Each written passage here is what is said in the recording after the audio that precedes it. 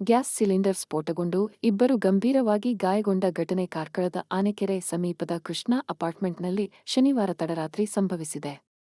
ಅಡುಗೆ ಮನೆಯ ಹೊರಗಡೆಯ ಲಾಂಜ್ನಲ್ಲಿ ಇರಿಸಲಾಗಿದ್ದ ಹೊಸ ಗ್ಯಾಸ್ ಸಿಲಿಂಡರ್ ಏಕಾಏಕಿ ಸ್ಫೋಟಗೊಂಡಿದ್ದು, ಇದರ ಪರಿಣಾಮ ಅಡುಗೆ ಮನೆ ಛಿದ್ರವಾಗಿದ್ದು, ವಸ್ತುಗಳೆಲ್ಲ ಚೆಲ್ಲಾಪಿಲ್ಲಿಯಾಗಿದೆ. ಸ್ಫೋಟದ ತೀವ್ರತೆಗೆ ಅಪಾರ್ಟ್ಮೆಂಟ್ನ 4 ಮನೆಗಳಿಗೆ ಹಾನಿಯಾಗಿದೆ.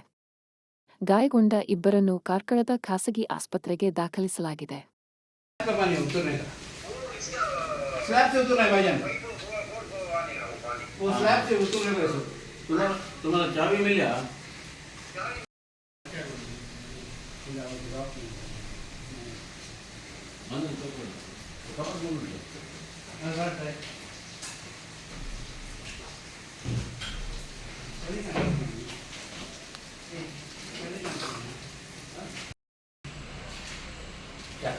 Actually, Vijay only 401.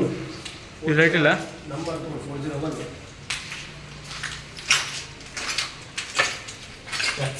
Temperature.